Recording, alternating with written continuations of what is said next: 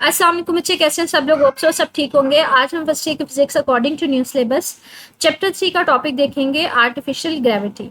अच्छा, इससे पहले हम लोगों ने ये आइडिया लिया था कि वेटलेसनेस की सिचुएशन के बारे में हमने डिस्कस किया था।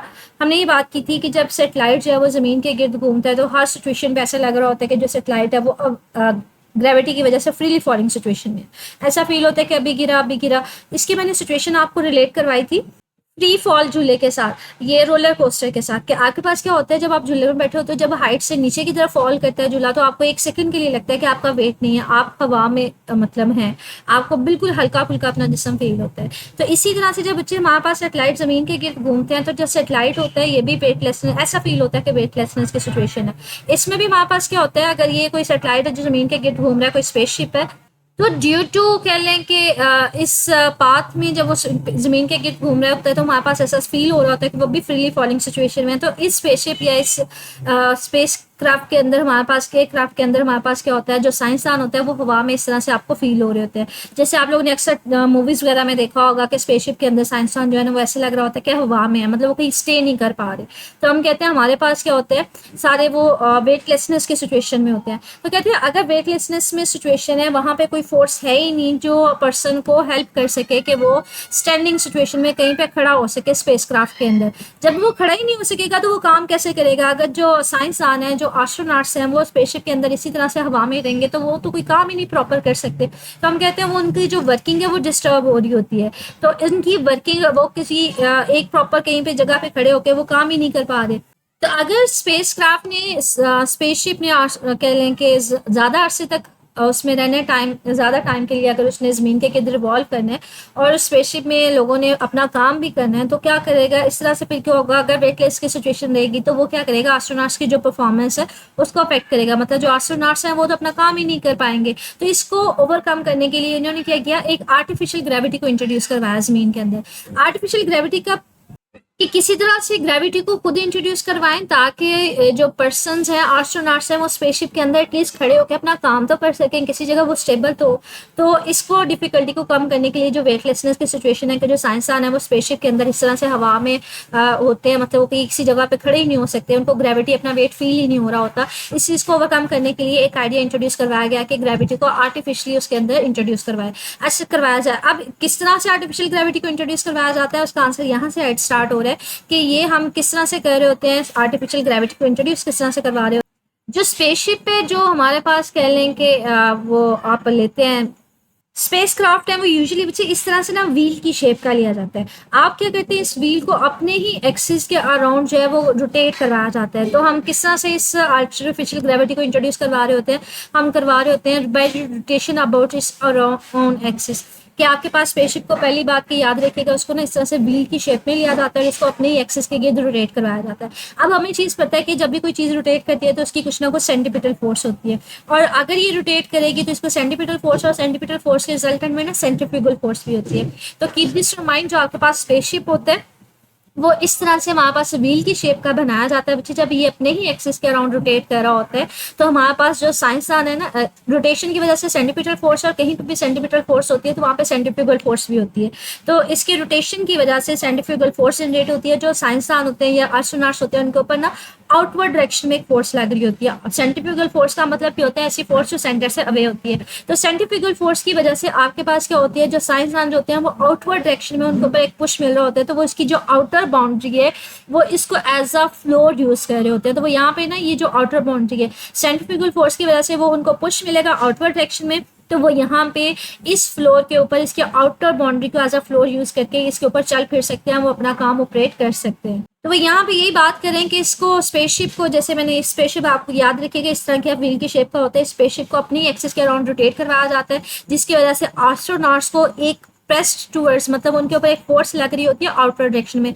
तो वो मैंने रीजन आपको बता दिया कि जब ये रोटेट करता है तो सेंटीपिटल फोर्स के नतीजे में ना सेंट्रीफ्यूगल फोर्स भी होती है। वो centrifugal force basically outer direction में एस्ट्रोनॉट्स को ये चीज़ों के ऊपर फोर्स लगा रही होती है, जिसकी वजह से जो साइंसदान है या एस्ट्रोनॉट्स हैं वो इस स्पेसशिप के आउटर रिम को जो आउटर वाली बाउंड्री होती है बाहर वाली, उसको एज अ फ्लोर यूज कर सकते हैं और उसको अपना काम परफॉर्म कर सकते हैं।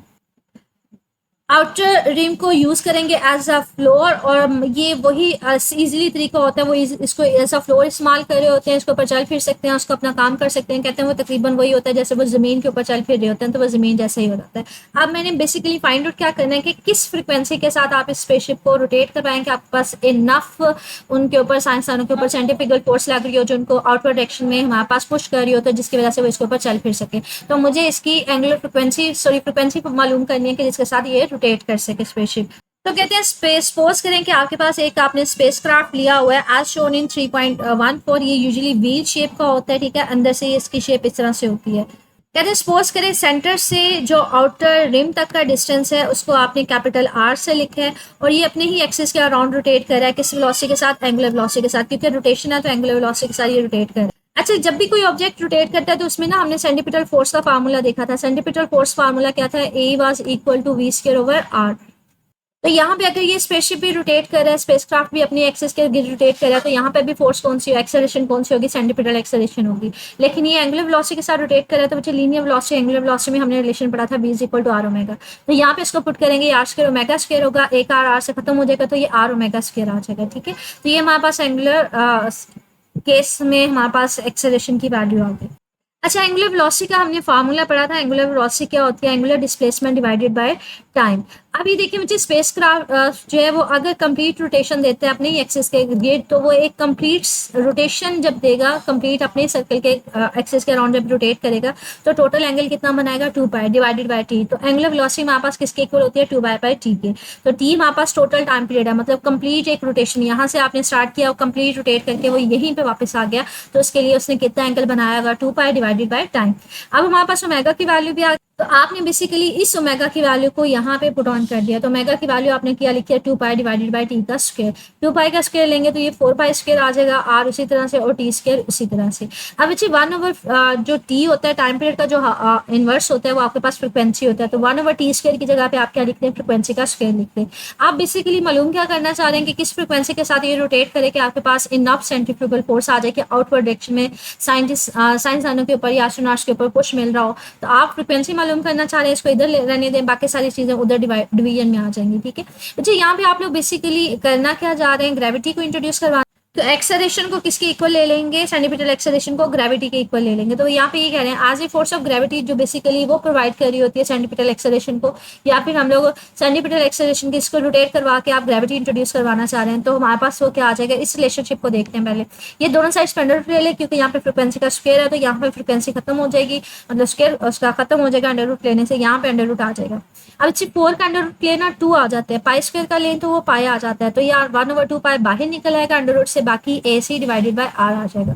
तो यहाँ पे कह रहे हैं इस एक्सप्रेशन में हम सेंटीपिटल एक्सेलरेशन की जगह पे ग्रेविटी भी इस्तेमाल कर सकते हैं। ग्रेविटी जो कह लें क्योंकि वो सेंटीपिटल फोर्स प्रोवाइड कर रही होती है, यहाँ पे ये भी सिचुएशन हो सकती है कि सेंटीपिटल उसको अपनी एक्सिस में रोटेट करवा के सेंटीपिटल फोर्स के जरिए आप क्या कर रहे हैं, बेसिकली ग्रेविटी को इंट्रोड्यूस करवाना चाह रहे हैं, तो ए की बजाय यहाँ पे सिंपली जी लिखा जा सकता है। ये फाइनल एक्सप्रेशन है फ्रिक्वेंसी का जो आपको बताएगा कि अगर इस फ्रिक्वेंसी के साथ स्पेसशिप को अपने ही एक्सिस के गिर्द रोटेट करवाया जाएगा तो आपके पास जो है एस्ट्रोनॉट्स है उनके ऊपर इनफ ग्रेविटी मिल जाएगी कि वो इसके आउटर रिंग को एज अ फ्लोर इस्तेमाल कर सके।